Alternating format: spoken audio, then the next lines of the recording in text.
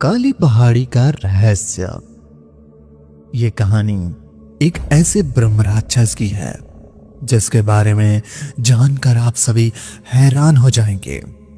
अगर इस कहानी को आप अंत तक सुनते हैं तो आप सभी को पहली बार इतना डर महसूस हुआ होगा।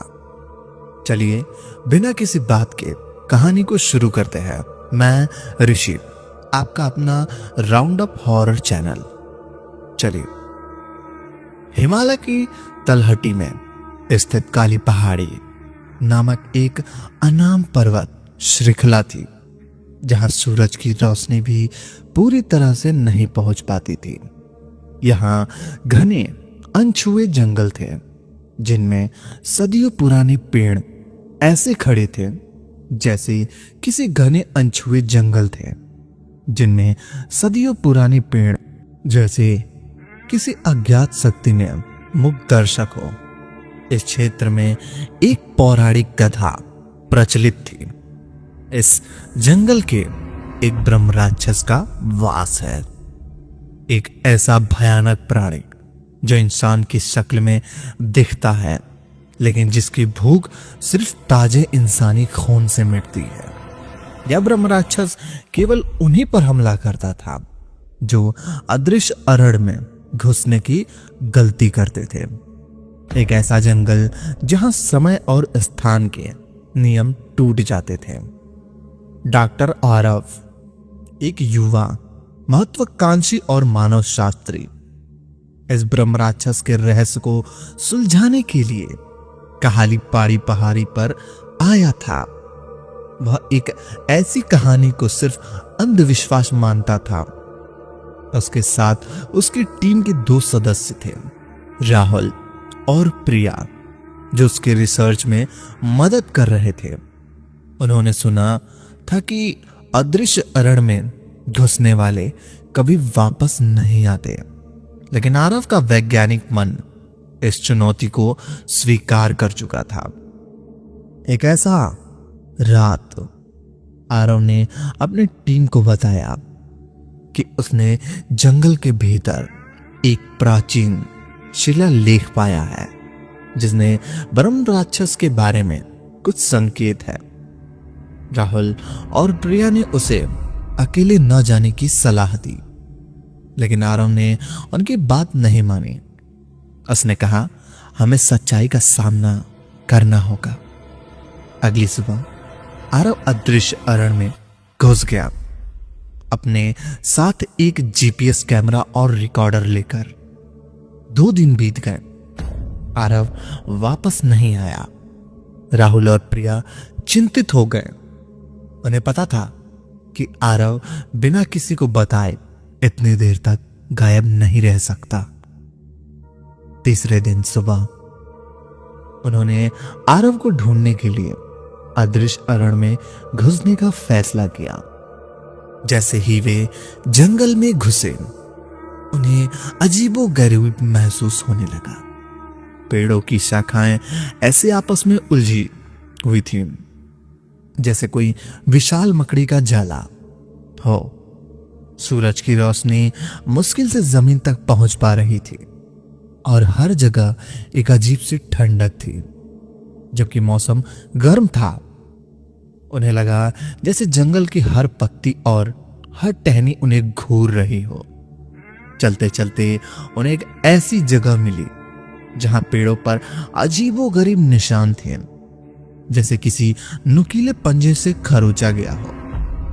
राहुल ने उस निशान को देखा और कहा, यह किसी जानवर के नहीं हो सकते। तभी उन्हें पास से आरव के कैमरे की लाइट चमकती दिखी। वे उस दिशा में भागे। उन्हें आरव का कैमरा और एक बड़े पेड़ के तने से लटका मिला। उन्हें नीचे जमीन पर आरव को जीपीएस, कुछ कपड़े थे। कैमरा चालू था और रिकॉर्डिंग चल रही थी। राहुल के कैमरे को उठाया और प्ले किया। वीडियो में आरव जंगल के बारे में बात कर रहा था। वह खुश लग रहा था। उसने कुछ नया खोज लिया है। अचानक रिकॉर्डिंग में एक बदलाव आया। आरव की आवाज में घबराहट आ गई। मुझे लगता है मुझे कोई दिख रहा है, आरव फुसफुसाया। कैमरा हिलने लगा। आरव किसी चीज से डर गया था। तभी वीडियो में एक धीमी गहरी गर्जना सुनाई दी, जो किसी जानवर की नहीं बल्कि किसी इंसान की दबी हुई आवाज जैसी थी, जो भयानक रूप से विकृत हो गई थी। आरव की आवाज थरथरा रही थी। अचानक कैमरे की रोशनी एक पेड़ की तरफ घूमी। प्रिया और राहुल ने जो देखा उसे देखकर होश उड़ गए। पेड़ के तने पर एक इंसानी आकृति चिपकी हुई थी, जो काली और धुंधली थी। उसके हाथ पैर असामान्य रूप से लंबे थे और उसकी आंखें लाल अंगारों जैसी चमक रही थी। वह एक पल के लिए कैमरे की तरफ घूरी और फिर बिजली की तेजी से आरव पर तरफ झपटी। कैमरा जमीन पर गिर गया। रिकॉर्डिंग में आरव की चीखें सुनाई दी, एक ऐसी चीख जो इंसान के दर्द और भय को अंतिम अभिव्यक्ति थी। फिर एक भयानक चबाने की आवाज आई, हड्डियों के टूटने की आवाज, और फिर सिर्फ सन्नाटा। राहुल ने दहशत में कैमरे को बंद किया। प्रिया के होठ कांप रहे थे। यह ब्रह्म राक्षस था। वह मुश्किल से बोल पाई। अब उनकी बारी थी। जैसे ही उन्होंने वापस मुड़ने की कोशिश की, उन्होंने पाया कि जिस रास्ते से वे आए थे वह गायब हो चुका था। पेड़ अपनी जगह से हिल गए थे और चारों तरफ एक घना कोहरा छा गया था। यह अदृढ़ अरण्य है, राहुल ने कहा। यह हमें जाने नहीं देगा।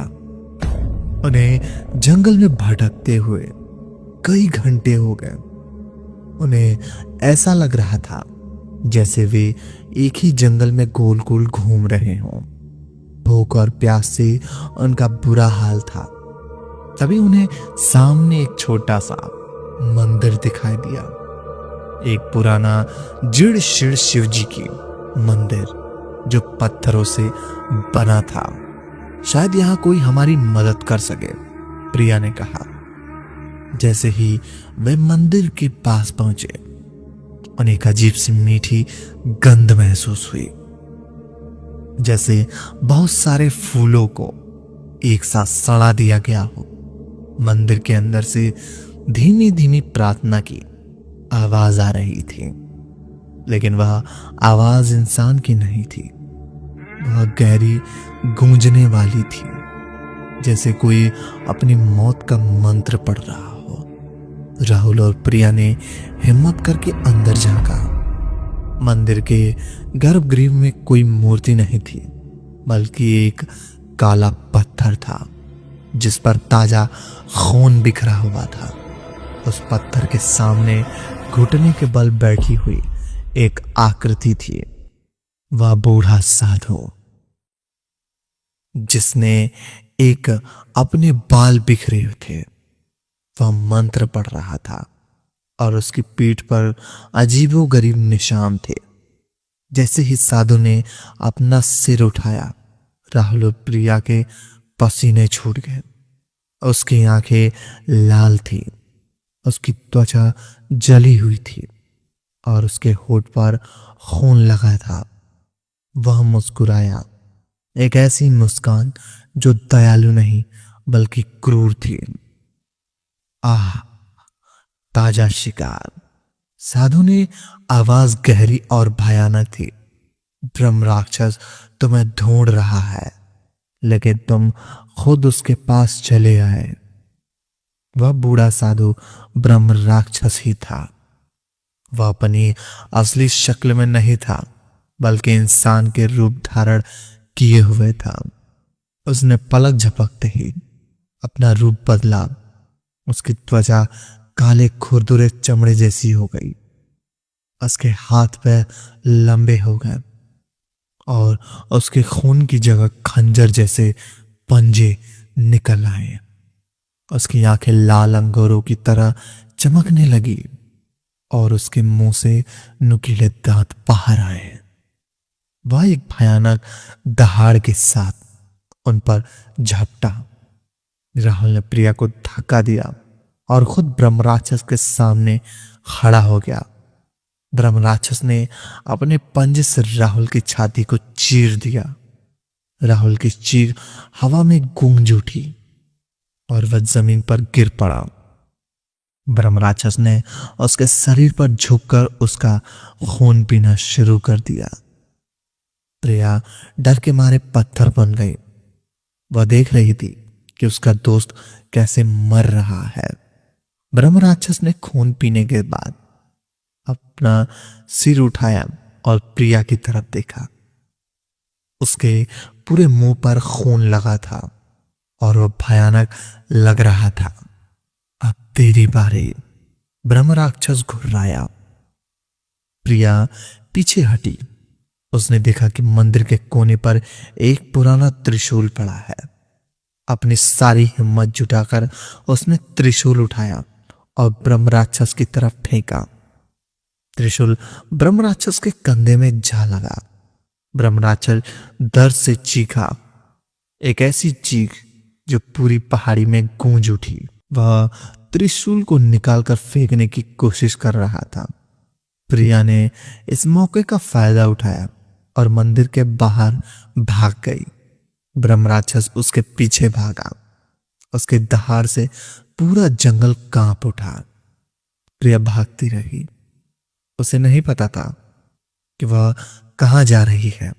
पीछे से ब्रह्म राक्षस की सांसों की आवाज उसके पंजों से खुरदुराहट सुनाई दे रही थी। वह अपनी सारी शक्ति लगाकर भाग रही थी, लेकिन वह जानती थी कि ज्यादा देर तक नहीं बच पाएगी। अचानक उसे सामने एक गहरी खाई दिखी।